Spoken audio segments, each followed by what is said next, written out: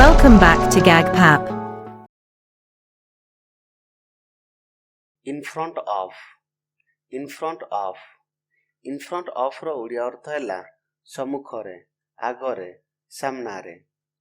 ଏହି in front of preposition କୁ position ଅର୍ଥାତ୍ ସ୍ଥିତି ବା ଅବସ୍ଥିତିକୁ ଦର୍ଶାଇବା ପାଇଁ ୟୁଜ କରାଯାଏ। For example, the blue ball is in front of the yellow box.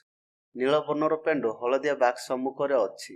ବଲଟି ଯେଉଁଭଳି ହଳଦିଆ ବାକ୍ସର ସମ୍ମୁଖରେ ବା ଆଗରେ ଅବସ୍ଥିତ ଅଛି, ଠିକ୍ ସେହିଭଳି କେହି ବା କୌଣସି ବସ୍ତୁ କାହା ସମ୍ମୁଖରେ ବା ଆଗରେ ଅବସ୍ଥିତ ଥିଲେ ସେହି କ୍ଷେତ୍ରରେ ଆମେ ପ୍ରିପୋଜିସନ in front of କୁ ୟୁଜ କରିଥାଉ।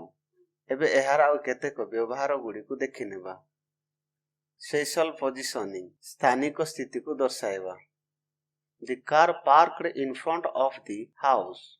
କାରଟିକୁ ଘର ସାମ୍ନାରେ ସାମୟିକ ଭାବେ ରଖାଗଲା। She stood in front of the mirror. ସେ ଦର୍ପଣ ସାମ୍ନାରେ ଠିଆ ହେଲା। Visibility or presence, ଦୃଶ୍ୟମାନତା କିମ୍ବା ଉପସ୍ଥିତି ଦର୍ଶାଇବା।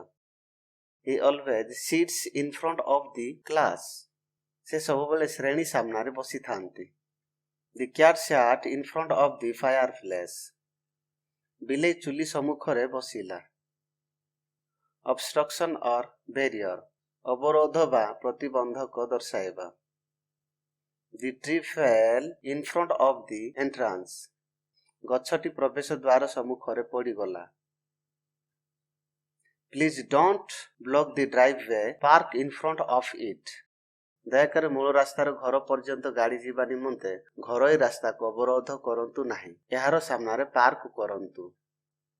Relative position in sequence or order, ଏକ ଅନୁକ୍ରମ କିମ୍ବା ସୁବ୍ୟବସ୍ଥାରେ ଆପେକ୍ଷିକ ସ୍ଥିତିକୁ ଦର୍ଶାଇବା ପାଇଁ ବ୍ୟବହାର କରାଯାଏ। His name is in front of mine on the list.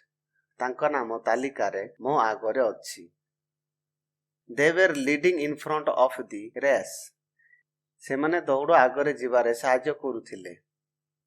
Precedence or priority, ପ୍ରାଧାନ୍ୟତା ବା ପ୍ରାଥମିକତା ଦର୍ଶାଇବା।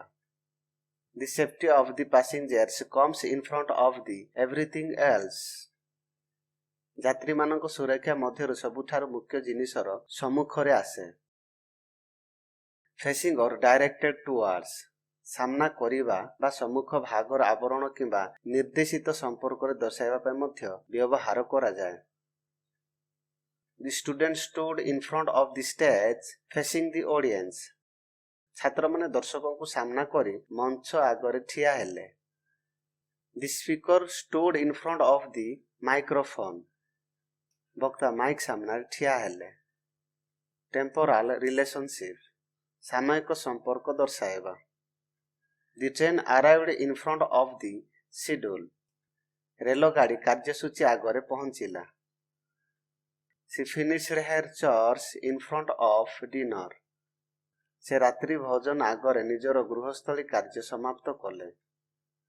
Figurative or abstract usage, ଲାକ୍ଷଣିକ ବା ଅମୂର୍ତ୍ତ ପ୍ରୟୋଗ।